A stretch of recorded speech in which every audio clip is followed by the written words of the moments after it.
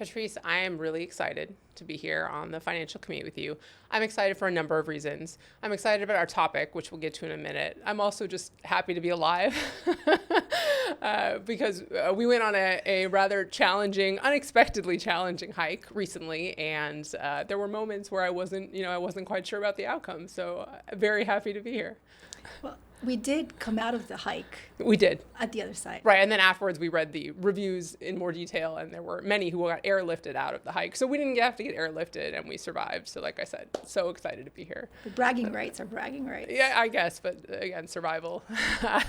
Anyway, I one of the things that's fun, what I've enjoyed about hiking is when you hike with someone, I think a lot of different topics come up. Different things that maybe you don't talk about at lunch or quickly by the water cooler.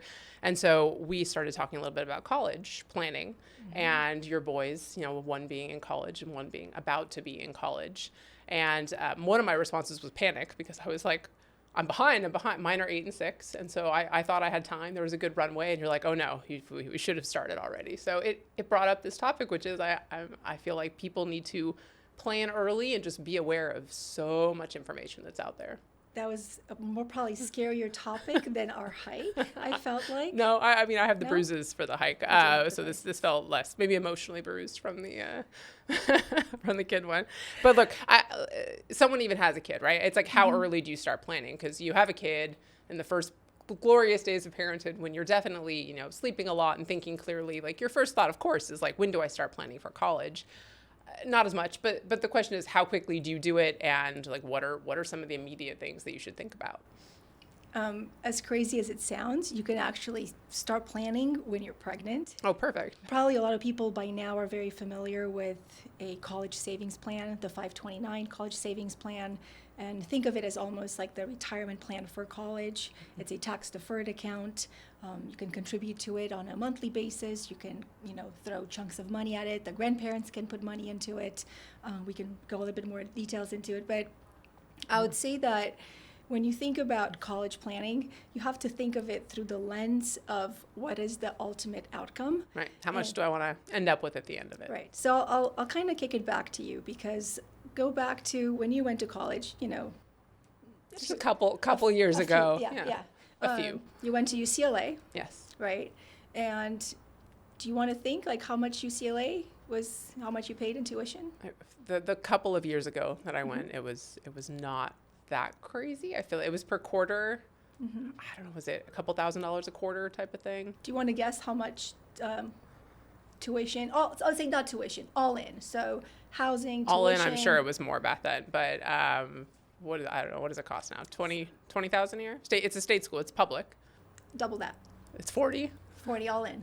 43 and change all in. That is if you live in California. Right. If you're outside of California, I'm scared to ask, but double that again. Really? Yeah. So it's $80,000 now. Correct. That's exciting. So then if you come up with this glorious number of like what you're going to save for, and you do some math about inflation and things, because this doesn't inflate every year, does it? Not at all. So even thinking about that, I think we played this game. If you just education costs since 1983 have gone up cumulatively. No. You want to guess that number? No, I don't. I'm scared of guessing. No more guessing. 899%. Oh, okay. But I do think the flip side is you don't have to necessarily plan for covering every penny. It's less about being perfect and saying this is the exact amount I'm going to need, and even saying you start somewhere. Maybe you're going to cover part of it. Maybe there's other ways to cover pieces of that, for your kids, whether it be, based on their being good at sports, being their academic performance. There's other options people have. I think personally, when I went through this particular, process. Journey, called a journey. It's definitely a journey. My older son plays soccer, so he's a student athlete, and you learn that there's Division I, there's Division II, there's Division III. You learn that, there's Division III schools do not offer anything for sport.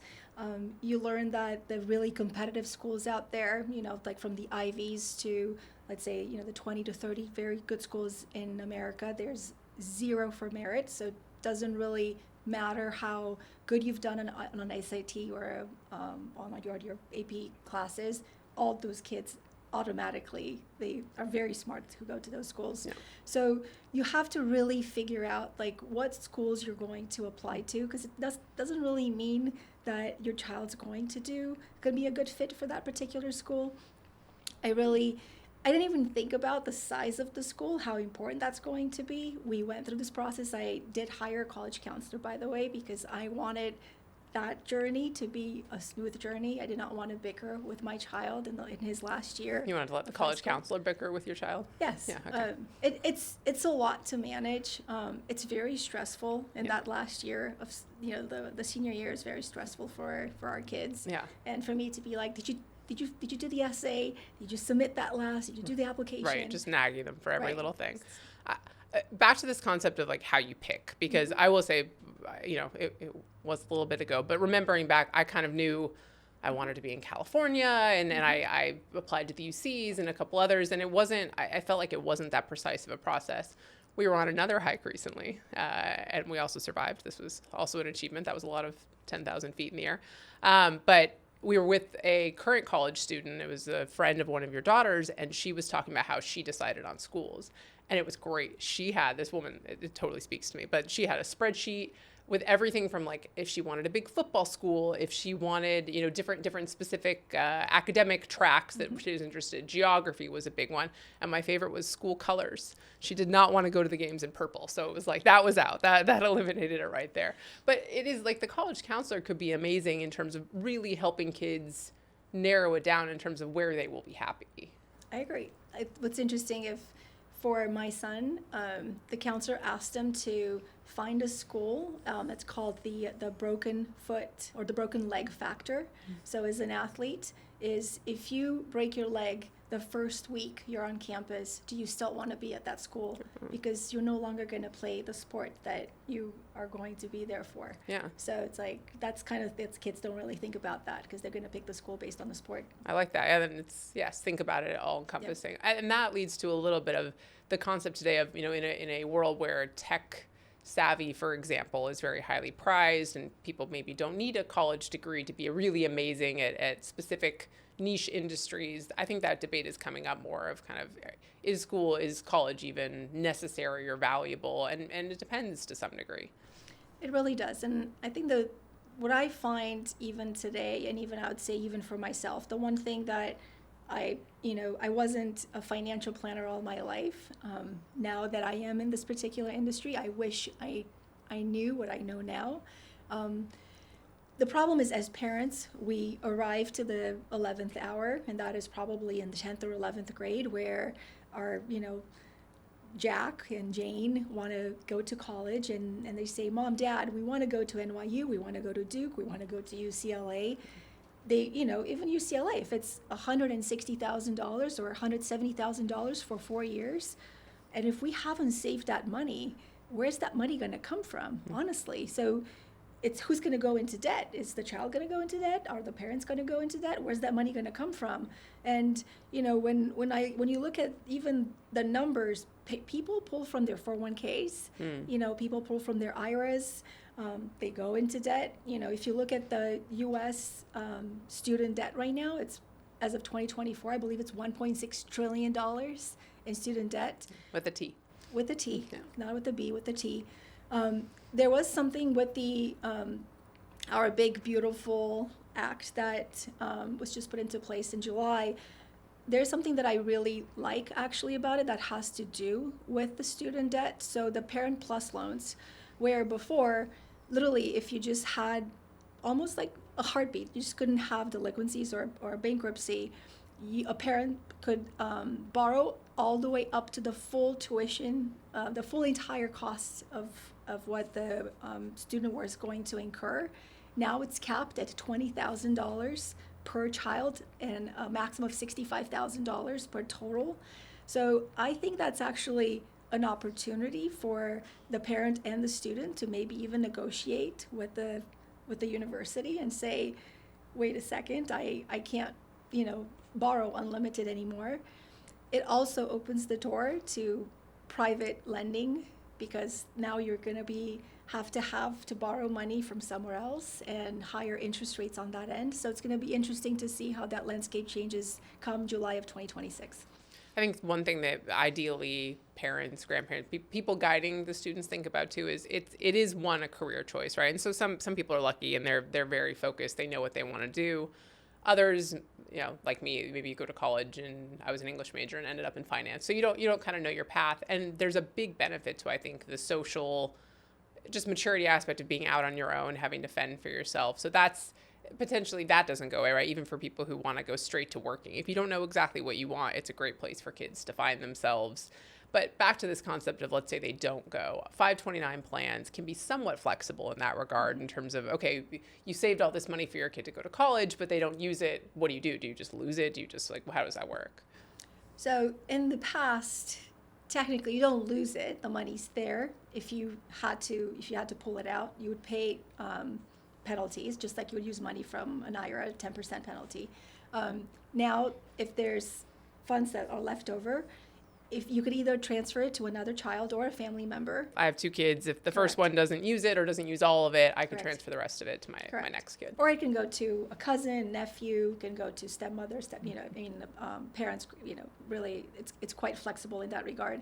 And then second, if all those options have been exhausted, it can go up to $35,000 can be rolled over into a Roth IRA in the name of the beneficiary. Yeah, that's nice.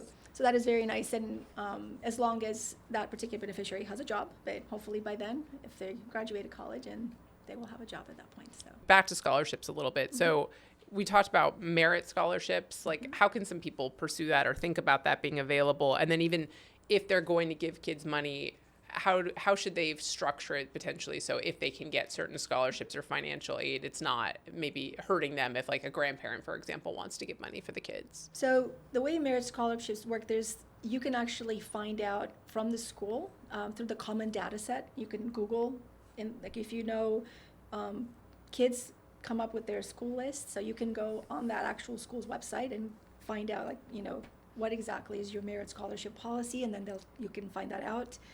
And merit scholarships are actually almost guaranteed for 4 years versus need-based aid that the school offers. Those are negotiated every single year. So if your income fluctuates, for example, mid-year, the amount you're paying could change for college. Correct.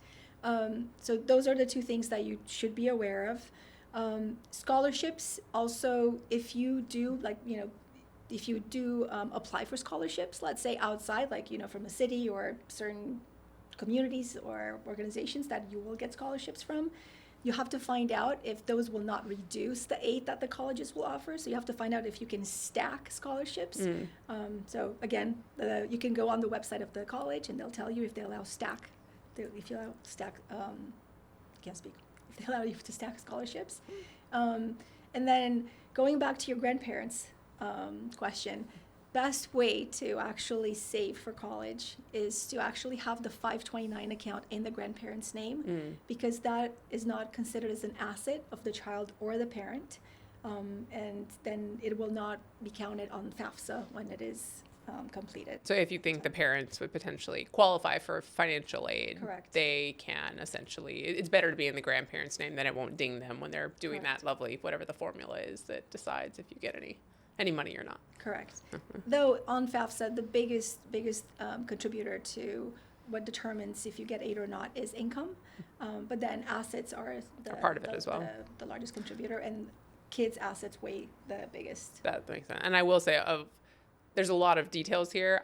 Of all the things, my head keeps going to if you can afford it, which I don't think the pricing was crazy, but the idea of a coach, either you could lean on a high school counselor. Those are probably mixed in terms of the quality. I'm sure there are some that are amazing, others maybe not as much. Or if you can afford the private counselor, it's probably worth it in terms of the ultimate savings to help navigate all of these details. I do think so, because they actually go to conferences. That's all they do. And they really understand that landscape and are able to work with your child and understand exactly what they're looking for and know the exact profile of the school. And kind of even for me, if you know, I can tell you that a small school has a class size of 15 to 20 kids. If my child does not show up to class, the kids in that class are going to notice if, Devin goes or does not go to school, versus if the class's size is 200 kids, nobody's going to care if my kid goes to class or not. So which one do you think your child's going to thrive in, or is going to want to be motivated to, participate in? So. Do you still have to pay if the kid doesn't go to class? Yeah. Well, that's so weird. Okay. Yeah. All right. Play a quick game with me, and it's going to be ironic. You should do it because I think we know it's called optimist or pessimist, and we probably all know which one I'm going to go for. But maybe not. Maybe we'll be surprised. But okay, number one. So are you optimistic or pessimistic about college will be more affordable in 10 years? I wish I was an optimist about that, but I do think that there'll be a different way that people will be able to access education in 10 years. So there's other options. And even, who knows, with AI and different things, maybe that'll be one of the positive things that comes out of it, is there's more opportunities or ways for people to learn. Yes. Okay, look, we had a positive spin. That was good, even though it's going to be more expensive. 529 plans will become the norm, like 401ks are for retirement. I hope so. Because right now, honestly, only 36% of families use 529s to save. Yeah. So I hope that becomes the norm. It is still, I know you and I have a banter around that because the investment choices in 529s are limited. Yeah. So that is definitely a deterrent, and I think probably a lot of people are probably not using them as much because of that. But yeah. Again, even there, the idea of diversifying it, right? So maybe that's not where 100% of your savings goes for college, Correct. But some amount, and the tax advantages are potentially worthwhile to look at in more depth. All right, last one. Trade school and non-college paths will become more socially accepted. I really hope that becomes more a thing. That, along with even gap years. I do think that coming out of high school, I don't think I knew what I want. I still, now I know what I want. Do you know you want now? Okay, that's great news. I do. That's good. I've arrived. Yeah, thank you for being a partner at the firm. I'm glad you know that you like. Okay. But I do think that, honestly, right now schools value kids that take a gap year, and I think trade schools and going into something that you can even identify what you want to do and put that skill to work is quite important, and we do need that in our current world. Always the optimist. I love it. Thank you so much for joining me. Thanks for having me.